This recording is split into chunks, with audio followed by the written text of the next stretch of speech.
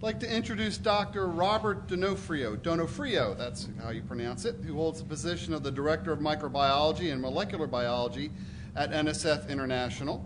He joined NSF in the fall of 2000 as a senior microbiologist and became director of the laboratory in 2004. He obtained his BS in biology from the University of Dayton in 1994 and his master's in environmental microbiology from Duquesne in 1996. Dr. Donofrio has obtained his doctoral degree from Michigan Technological University in May of 2009. He has presented numerous posters and talks at national and international scientific meetings pertaining to research in food, water, and soil microbiology, as well as nanomaterial toxicity. He has also authored over a dozen publications for peer-reviewed journals, trade journals, and training materials, and has made a number of local and national media appearances. Ladies and gentlemen, Dr. Donofrio. Thank you, man. Appreciate it.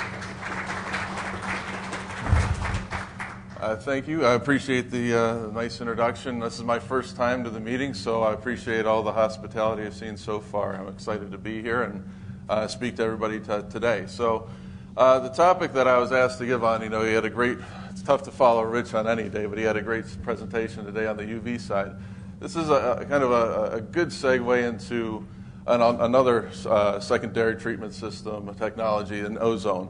And it's kind of misleading. I'm going to get into the study, but really I think there's a lack of appreciation for the most part on what goes into a good test system design, how, what's the importance of having an accredited lab, what does accreditation mean. So I'm going to give a little bit of background on that before we get to the case study. And also Bula to everybody, that's Fijian for welcome. I just returned from a consulting audit there. This is my last most recent interaction with recreational water. That was Tuesday. So I apologize if I ramble incoherently. I got back. I'm still 16 hours ahead. So to me, it's Friday. So every day's Friday. But anyway, I want to give a little bit of background just on NSF International, why we're involved with what we do, what really drives us in the public health side. Getting into then again the testing facilities, the good laboratory practice. Talking about experimental design, how you actually go about selecting the right organisms for the test, and then getting into our case study on the ozone disinfection for the recreational water, and then some of the future issues surrounding this type of testing. So NSF, it's a nonprofit, independent, non-governmental public health and safety organization. Really, our foundation, our mission is always protecting and improving public health. Numerous ways we attack this and carry out this safety mission. Rich talked quite a bit about the standards process and the certification side. We also are involved quite a bit on sustainability. In fact, that's a new business program for us. We get involved with education, and really my involvement is heavily into the protocol, new methodology development, and also the independent product evaluation. So it's quite a bit to encompass, and it's really a great fit for the university and industry partners that we have. We were founded out of the University of Michigan School of Public Health in 1944, where we were then known as the National Sanitation Foundation, but now we're no longer just national, and it's just not sanitation that we do. So it's NSF International. And we're in about 120 countries, but still corporate headquarters is in Ann Arbor, Michigan. Over 72 national consensus standards. We're an ANSI accredited laboratory. We work hand in hand with governmental agencies. In fact, a lot of the individuals next door sit on our, from the CDC, EPA, sit on our joint committees, steering committees, Council of Public Health, as Rich mentioned. We are a collaborating center for the World Health Organization. I'll get to that in a bit. And then, once again, we deal with thousands of organizations worldwide. This is kind of and I'm sure this is out of date even from when I got back from my last trip, but really, our location, like I said, is in Ann Arbor, but we have multiple offices through the continents. We have laboratories in Dutch Harbor, Alaska. We actually do testing. If everybody's seen The Deadliest Catch, we test the water and the marine water on those ships, also for the local towns, and opening a food testing laboratory for the seafood industry. We have a seafood lab also in Washington, Seattle, and do some testing down in the Salinas Valley for produce. We have a laboratory in Shanghai where we do a lot of our food equipment and moving into some of the rec water and water testing as well. And we have some partner labs in the UK and in Europe for just carrying out any local testing that we might have there. So it's a pretty extensive network of laboratory and partnerships to focus on our mission. As Rich mentioned, we have over 1,000 experienced staff, all different disciplines. That's the beauty of the projects. You have different people from different disciplines working on the same project. So even in the realm of microbiology, which might be small in itself, I may have a individual that's a food microbiologist, one coming from clinical, another like myself from environmental, all looking at these projects in different ways. We're one of the lone collaborating centers for food safety, water safety, and indoor environment, meaning that's part of our charter to carry out education as well as research to promote public health in third world countries. So that's one of our prime directives. And then also working close with the regulators for policy setting as well as new standardization of methods. And then just a few of the accreditations that we have.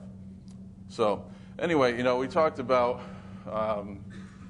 the importance of being accredited. I think that is a hallmark of the Model Aquatic Health Code, in that in order to certify or to a existing secondary technology like Ozone, it has to be tested at an ANSI accredited certifying body. So what does that all mean? Why is it important to test at one of those facilities? Well, essentially, the third-party testing theoretically removes the bias from any testing. So you have an independent evaluator looking at the test materials, running the equipment, doing the actual platform review and product review. Ensures customer protection and satisfaction along those lines. You're also looking to test against peer-reviewed consensus standards. We'll get in a little bit about what it takes to become a peer-reviewed consensus standard in a bit. And then typically the organisms for those methodologies have been proven suitable to represent a number of different classifications of organisms. You can go one by one and get individual organism claims, but that becomes very expensive. So in order to design an appropriate test method, you want to take surrogates that can represent groups of organisms based on risk assessment, based on physical properties, based on susceptibility, and we'll get into a little bit more on that in a bit.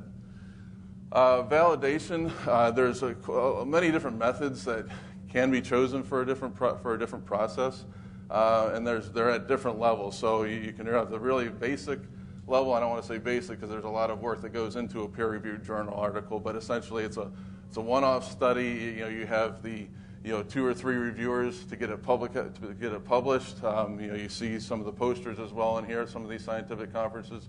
Sound scientific data, but they haven't met the rigor of a full peer review as, say, AOAC official methodology or a promulgated EPA method, or such as what's in Office Standard Methods. So there's various tiers of methodologies that you want to consider when designing your methodology for testing. And then also, if the product, which many of these are going to be used international stage, is it compliant? Is there harmonization with ISO, with European AFNOR standards and such? So you want to keep that in mind, that you're not going to be designing a test that's going to pigeonhole you into one specific market, that you can get a global reach with the data and testing results that you have. So no matter what methodology you choose and you want to go with, it's really imperative that that laboratory validate and verify that they can actually carry that out. We've seen a lot of labs that try and go through a cookbook technology, and they basically, okay, here's a method, let's try it first on your product. Well, it doesn't, it's not, something's going to go wrong. It inevitably does. There's a learning period and learning curve that's required for all these methodologies. So in order to appropriately test, there are a set of stages that you go to qualify your own laboratory to be competent for that various methodology. Mentioned about the testing laboratories. There are many internal labs that can do a good job on the testing. There's also contract labs. So either way, we're talking about it needs to be a competent laboratory to perform that testing. And that's what ISO 17025 really strives to achieve. It's a good laboratory practice standard looking at quality management systems, and can that laboratory do what it says it can do, basically. One of the things that we've seen too from ISO 17025, the number of labs now are cropping up that have this accreditation but don't have an appropriate scope for that testing. So they may have one method one obscure method that gives them that ISO 17025 accreditation, but it's not actually applicable to the technology that you're looking to have contracted out for testing. So just a warning to be careful and do your homework on what is under the scope of accreditation for those labs you're looking to partner with to do this type of testing, and who actually carried out the accreditation. You know, Standard Council Canada, E2LA are two very reputable companies that perform the accreditation. Plus, you can go on their sites or their listing sites to see what labs are fall under their accreditation and what actual scope of accreditation applies. So accreditation, once again, is a procedure where you have an independent authoritative body comes in, does a formal audit, looks at the quality system, and then makes sure that the laboratory can fulfill specific requirements, providing evidence that the laboratory is competent to carry out the task. There's a number of food laboratories and environmental laboratories, and ISO, like I said, ISO 17025 is really the benchmark for this type of testing. It really answers three different levels. It's, you know, do you comply to the basic quality system of ISO? Or you have protocols, standard operating procedures in place that allow you to trace back to those protocols on the quality side? And then do you have proof of records that you actually can perform this testing? So it's all a very big documentation traceback system that goes into play. And there's many templates available for this. Why is, once again, some further evidence of why it's important to be accredited. It's the whole competency side. It's meeting regulatory requirements as a competent lab, that you're going to be traceable from the very last data point all the way up to every piece of equipment, culture, reagent, whatever it might be that's used on that system. So it's really important when you get the certification and there's a potential for recall that you want to make sure that you have all your I's dotted, your T's crossed, that everything is traceable to that final data point. So this gets into supplies data, the actual products. It's very similar to like a GMP traceability study in the pharmaceutical side. It's a step below that, but it's a lot of paperwork, a lot of involvement, and unfortunately it's costly. So to get a test done under an ISO 17025 approved laboratory, you're paying for some of that documentation and calibration costs. On a laboratory side, it's really attractive because it can set you aside against your competitors. So it is a marketing advantage that a lot of laboratories will get into. You spend that kind of money and that time getting up to that speed on that ISO 17025 requirements. Why not market it? Why not show that your capabilities are your top-notch lab from there?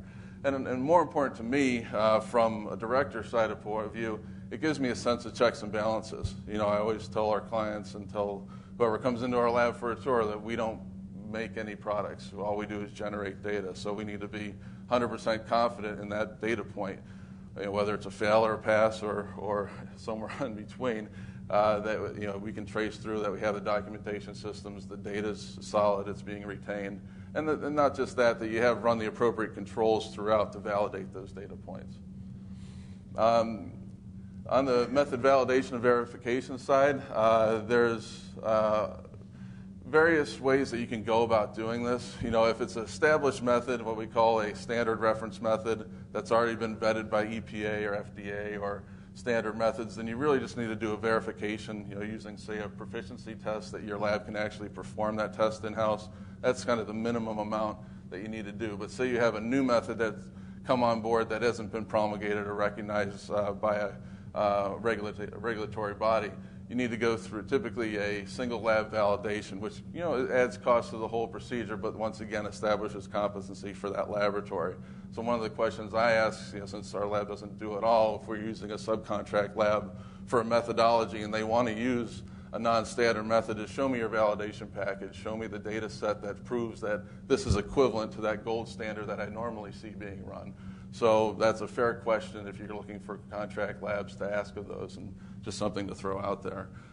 As part of the validation and verification packages, there's a number of statistics that get run, so having a good statistician on board to interpret is a key. There's a number of different policies. The Canadian group for environmental accreditation for laboratories has a very good document on uncertainty.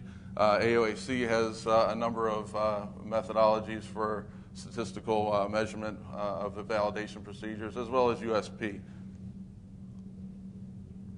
So this kind of gives you just an idea of the required parameters that go into a validation procedure for the methodology, listing the various types of statistical measurements on the side here.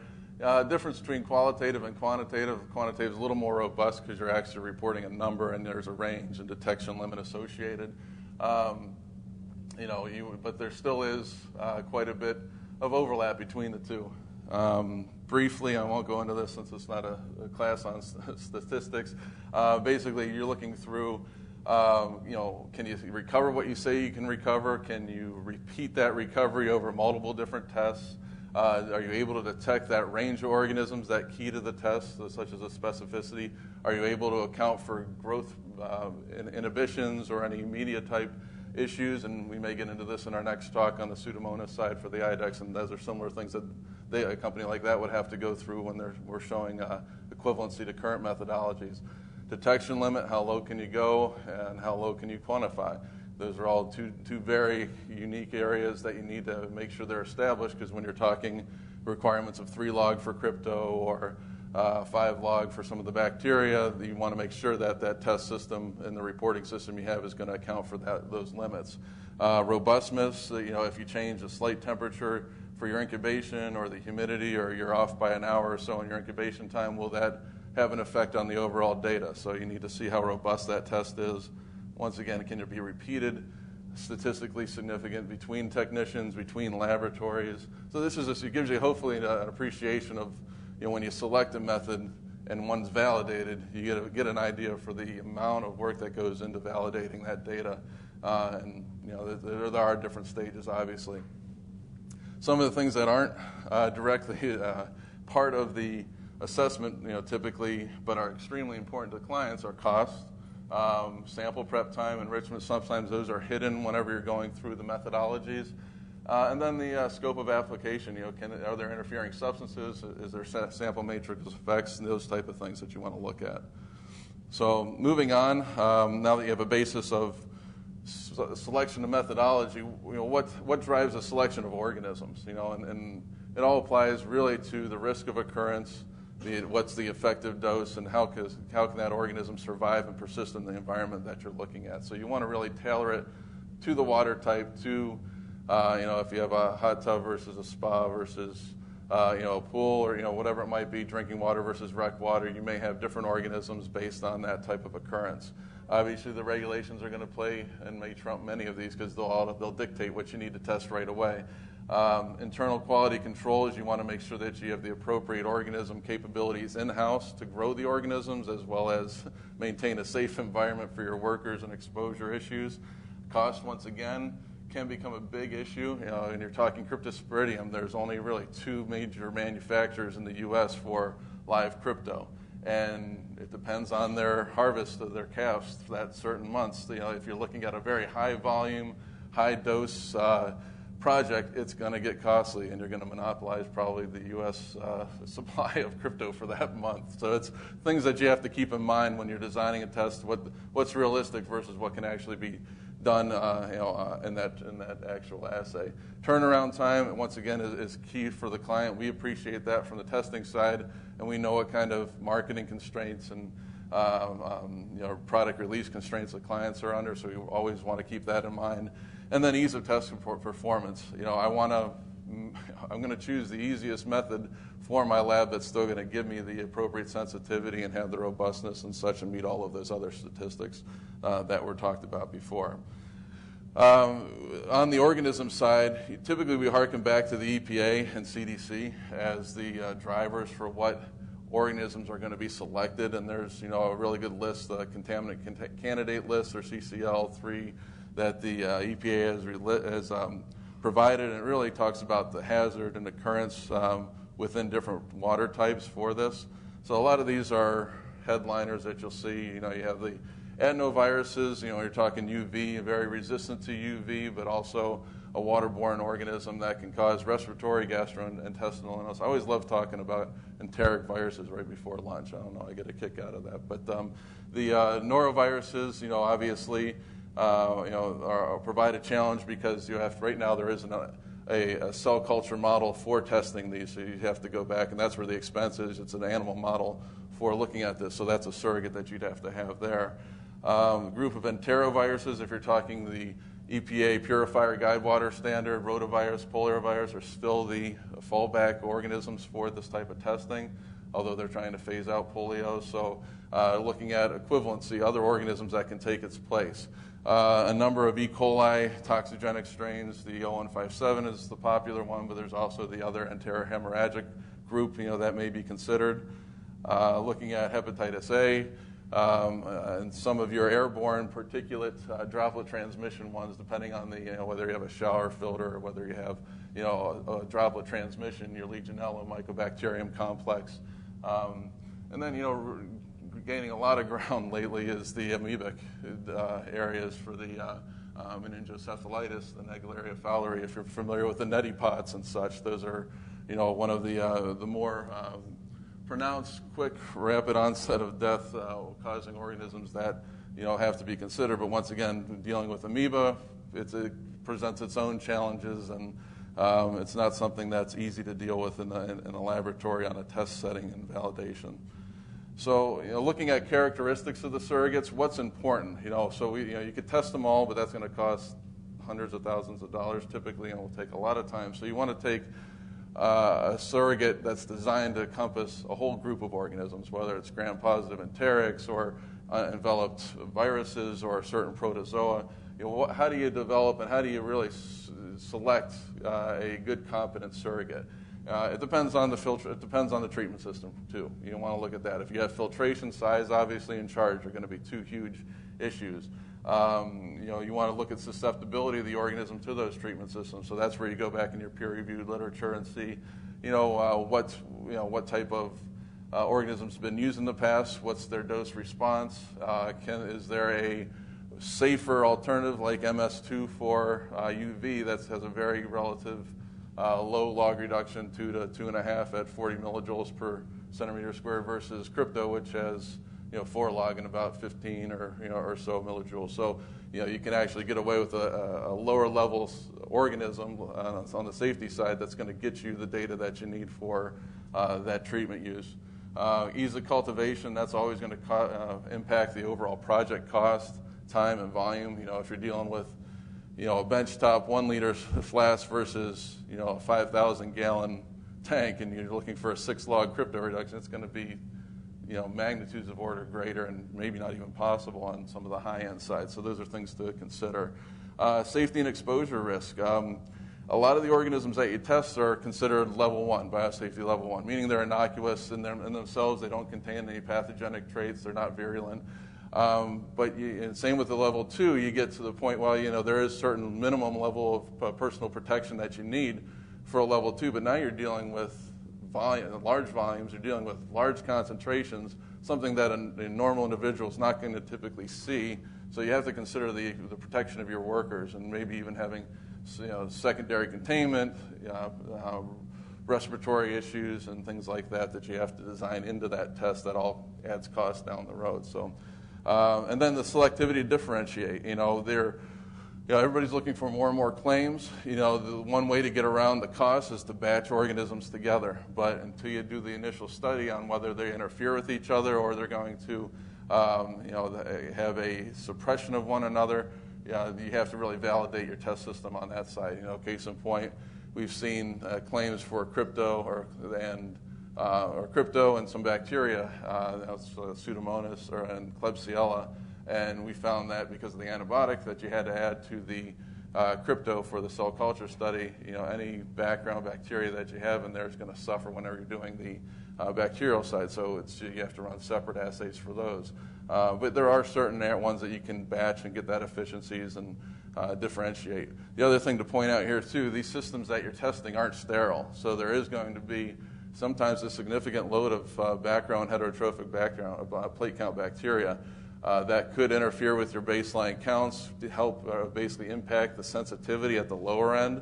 So you need to really understand the test system before you get into the actual testing, and you may need to do some pre-treatment of your incoming water or such. So those are all considerations whenever you're looking at the surrogates.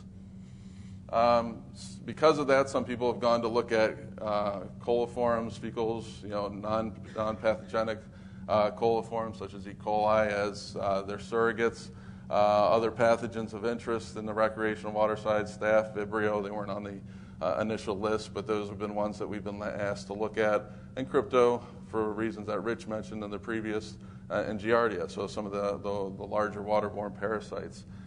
We had a comment, too, about biofilm-associated organisms. These have become really a big issue in terms of not just prevention, but removal if you have that in an existing state. And I tell you, this is going to be, in all of this, recreational water, drinking water, even in the in-place cleanability of food equipment, we're seeing more and more issues with biofilms and then becoming resistant to a lot of the treatments. So designing a good test method to show that your system's effective against these organisms is really key, and it requires some novel technologies as you go through. So finally, getting to the case study on the ozone, and hopefully you'll see a lot of these individual attributes put into this type of system design. Everybody's talked about the RWI, the recreational water illness. Chlorine traditionally has been the gold standard, for treatment of public health pools since the early 60s, but there are issues that come up with chloramines with some resistant strains of population, Pseudomonas, Giardia, crypto. So there are other areas and other recreational water illness organisms that need to be attributed and gone after. So, one of the things that the conference next door, the symposium next door, has been focused on the Model Aquatic Health Code, looking at a risk-based approach, really looking to data-driven, knowledge-based, risk-based approach to protect that water, to look at promoting any healthy recreational water experiences. So really providing that there's that driving force, it kind of opens us up to many different technologies that can be used together or solely as a primary disinfectant. So obviously mentioned the chlorine, mentioned the bromine, both requiring EPA registration.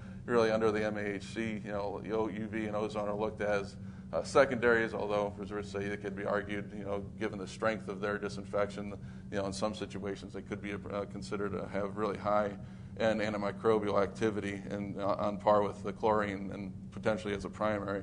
The supplemental treatment, obviously, too, there's been a high end with the copper, silver ions, and enzymes. So those are other areas that have been looked at. But going back to the very first thing I mentioned here, looking at the requirement for any secondary disinfection system to have that third-party accredited lab certifying that the inactivation of crypto is possible. Really, the goal there is a 3 login of activation, looking at a single pass, and that's what the test system that we designed was looking at.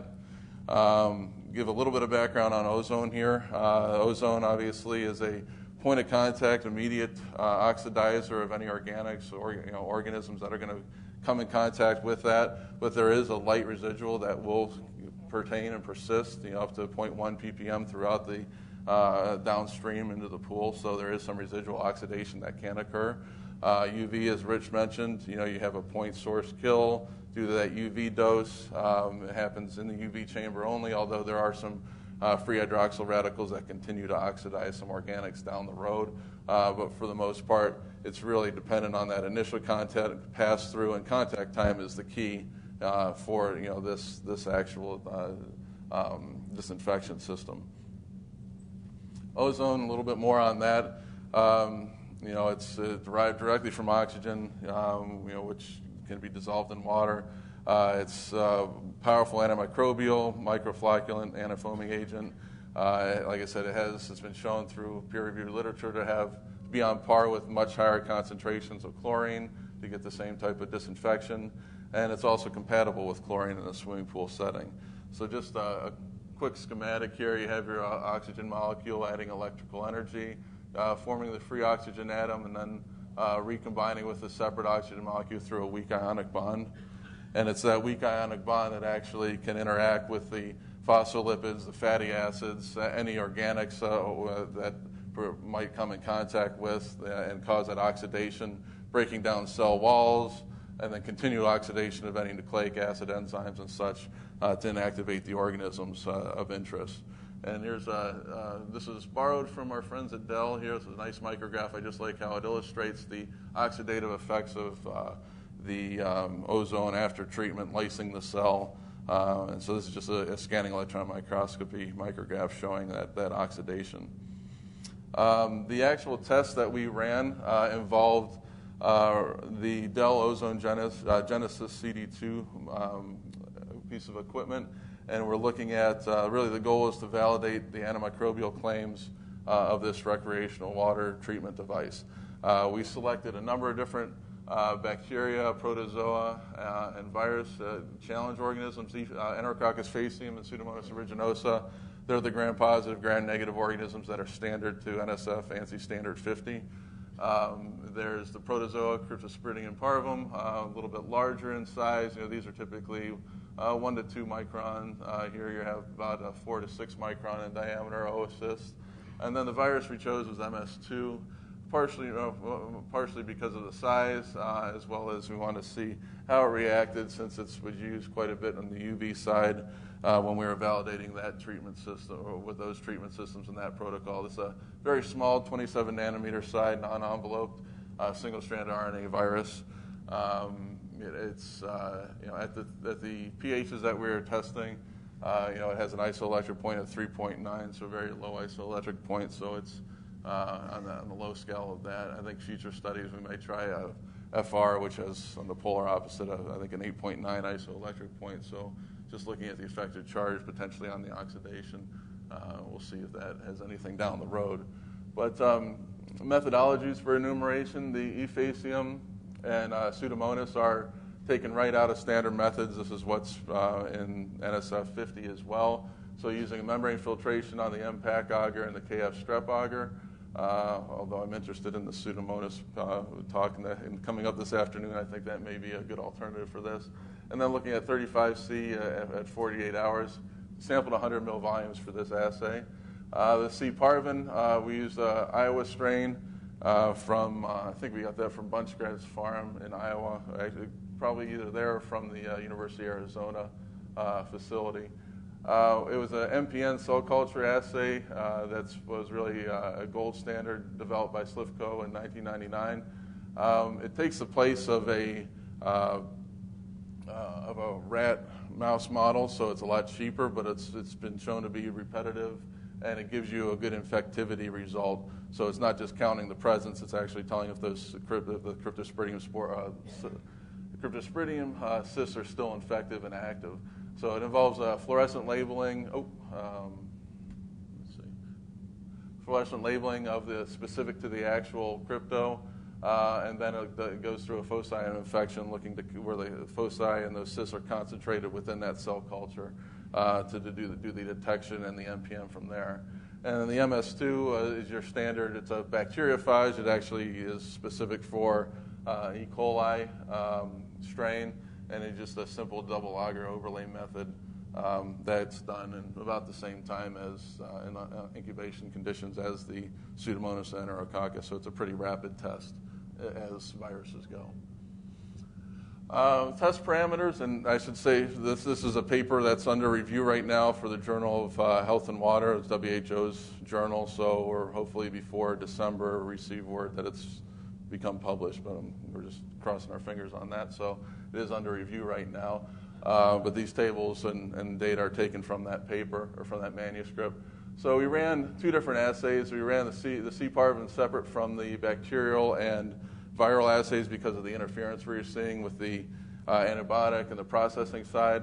Actually we ran, you can see the plus minuses here. We ran 3 different rounds of the C. parvum, one at a low concentration, about 10 to the 3rd cyst, and then we bumped it up for 2 subsequent ones to about 10 to the 6th, see if we can get any higher log reduction claims from that assay. Water temperature, the pH is pretty consistent down the line. The only difference is there's no competing organics in the C. parvum assay, and you have the baby oil and urea for the viruses and bacterial. The test system, and I'm happy to have Sal Aridi, our head engineer, here. If you have any technical engineering questions, we'll shoot them to him at the end. But essentially, this was all run in his laboratory. He had an 800-gallon tank, a seed tank, where we took the background HPC counts, negative control, positive control, any numbers control, because we need to, basically our numbers control is how much organisms you put in, and then at various positions downstream, we measure how much is coming out. So that's where you get your log reduction numbers calculated from. So we have a moderately high flow, 79 liters per minute, coming through here. Have a branch line that about a third of the flow splits to the ozone generator. Have a sample point immediately following the ozone generator, recombines back through a switching line, and then travels another 30 feet down for a final sampling point. So you'll see sample points taken for our numbers control in the batch, right after the ozone, and 30 feet down. For time here, I just want to focus on, this is all of the area, the length, flow rates, and such, but really focus on the residual time within the branch line and then the mix line. It's about 34 seconds for the branch line versus about 15 seconds once it recombines and goes down through the branch line. That's important because we were able to calculate relative CT values based on the concentration that we measured at those various points, as well as take into effect the time of residual time within the system. So overall, adding a safety factor of 2, we were at a combined CT value of about 1.56 for the study. And then the next few slides basically show the removal, the efficacy results. So first 2 lines here, you have your total C. parvum. This is done through filtration counts, and these, this is an actual infectious load for those counts. So you can see, there is a certain fraction or decrease in infectivity of the total that's expected, but it's pretty consistent across the board. Actually, that was within the system there. So what we're seeing, though, is we had a 10 to the third start our first time that we ran through and saw greater than 3 immediately after the ozone generator, and actually downstream at various sampling times thereof. We wanted to bump that up and see what the actual removal was, and what we saw, to our surprise, is actually a drop about 1.3 to 1.5 downstream of the unit, and about 3 to 4 right at the point of the actual ozonator. And this could be attributed to the higher organic load that's present from that culture that we have. But it was interesting. I'm glad that we bumped this up so we could actually see the dynamics of that system. But obviously the take home here is right after the ozonator, you do have a higher kill, and you do have some residual ozone left in the system that's continuing to oxidize the viable infectious cysts. On the microbial side, you're seeing about 10 to the 6 Pseudomonas faecium and complete kill right after the startup throughout the system. So greater than 6 log kill for both bacteria species, and then maxed out once again for the MS2. So it was a very effective downstream, and then once again met that requirement 3 log right at the point of treatment for the ozone unit. Some of the future challenges that we're looking at that we understand that are coming down the line. Really the design and test validation scheme from benchtop to full scale. All of those issues that come into play, from the cost, from the availability of the organism, the safety of the workers, and I think those are all things that we're recognizing and trying to batch into our design. Neutralizers too, as we're getting new novel technologies, you need to neutralize that treatment. Say if it's a chlorinator, you can add sodium thiosulfate in your sample bottles and then stop the kill at that point. But there may be others that we're seeing that are going to have prolonged kill. So you want to make sure that you have the appropriate neutralizers validated for those study. Human exposure and toxicity, I'm glad to hear that there's a talk on that at the end of this session. So I think that's an area that we want to look at ourselves. And then any harmful byproducts of those, that we're not just measuring the kill in that specific system, but are we also capturing any daughter products that are being generated through that treatment system and making our tests robust enough to capture that. Biofilm, once again, is really coming to the forefront as it has in the last couple of years. So we need to, a lot of people are asking for validating the prevention or removal of biofilms. Well, how do you actually do that? How do you, you have to make sure you select the appropriate surface types and the organism selection for that. And then method standardization is key, for whatever you're going to be doing there. And then with the advent of all the molecular techniques, that's another side. So once again, I appreciate everybody's time and give you a nice sunset from Tavanui, the western side of the Fijian Islands. But if there's any questions anybody has, I'd be happy to answer them now.